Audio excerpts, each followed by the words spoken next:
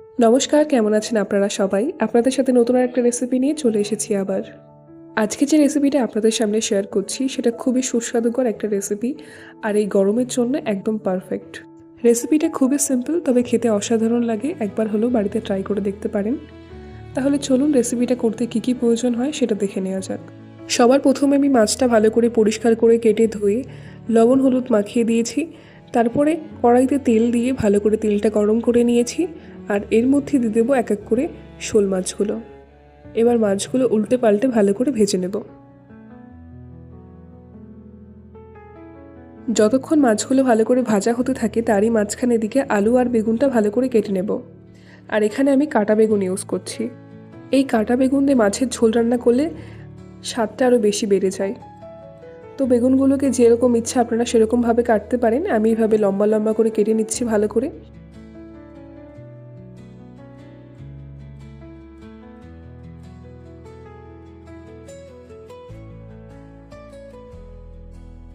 সমস্ত বেগুনগুলো কাটা হয়ে গেছে। এবার বেগুনগুলোকে ভালো করে পরিষ্কার করে জল দিয়ে ধুয়ে নিচ্ছি। আর এরই মাঝখানে আমি একটা আলু দিচ্ছি। আপনারা চাইলে আলু দিতেও পারেন, নাও দিতে পারেন। তবে আমি ঝোলে একটু আলু না হলে ভাল লাগে না, তাই আমি একটা আলু দিয়েছি এর মধ্যে। তারপরে এদিকে মাছগুলো উল্টে পাল্টে ভালো করে আমি ভেজে নেব। মাছগুলো আমি একটু কড়া করেই ভাজি। আমার কড়া করে ভাজাই মাছ ভাল লাগে, তো আমি কড়া করেই এখানে মাছগুলো ভেজে নিচ্ছি। আর যেহেতু ঝোলে মাছ দিতে হবে তার জন্য একটু কড়া করে মাছগুলো ভাজলে সেটাকে আরও খেতেও ভালো লাগে। তারপরে মাছ ভাজা তুলে নেওয়ার পরে যে কড়াইতে তেল ছিল তারই মধ্যে আলুগুলো দিয়ে ভেজে নেব। আলুগুলোকে 1 মিনিট মতো ভাজার পরে ওর মধ্যে আমি কেটে রাখা বেগুনগুলো সমস্তটা দিয়ে দিচ্ছি। এবার দেওয়ার পরে দুটোকে ভালো করে ভেজে নেব। আর এর মধ্যে আমি কিছু কাঁচা লঙ্কা কেটে দিয়ে দিচ্ছি। আর এখানে দিয়ে দেবো স্বাদ মতো লবণ। লবণটা দেওয়ার পরে ভালো করে নাড়িয়ে চাড়িয়ে নেব। তারপরে এর মধ্যে দিয়ে দেব পরিমাণ মতো হলুদ। হলুদটা দেওয়ার পরে ভালোভাবে নাড়িয়ে চাড়িয়ে নেব। এখানে এক্সট্রা কোনো মশলা যাবে না। খুবই সিম্পল রান্নাটা, আর গরমকালের জন্য সবথেকে বেস্ট। প্রতিনিয়ত আমরা বাড়িতে চেষ্টাই করি একটু হালকা পাতলা খাওয়ার, তো তারই মধ্যে যদি এরকম বেগুন আলু দিয়ে শোল মাছের ঝোল হয় সেটা তো খেতে অসাধারণ লাগবেই। কারণ এই রেসিপিটা এমনিতেই নর্মালি খুবই ভালো লাগে কোনো মশলাপাতি না দিয়ে।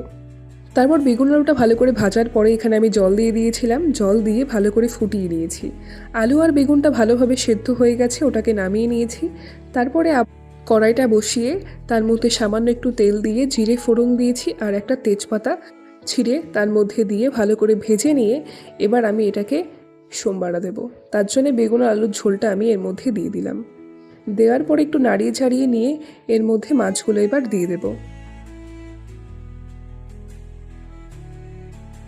এক এক করে ঝোলের মধ্যে সমস্ত মাছগুলো দিয়েছি আমি।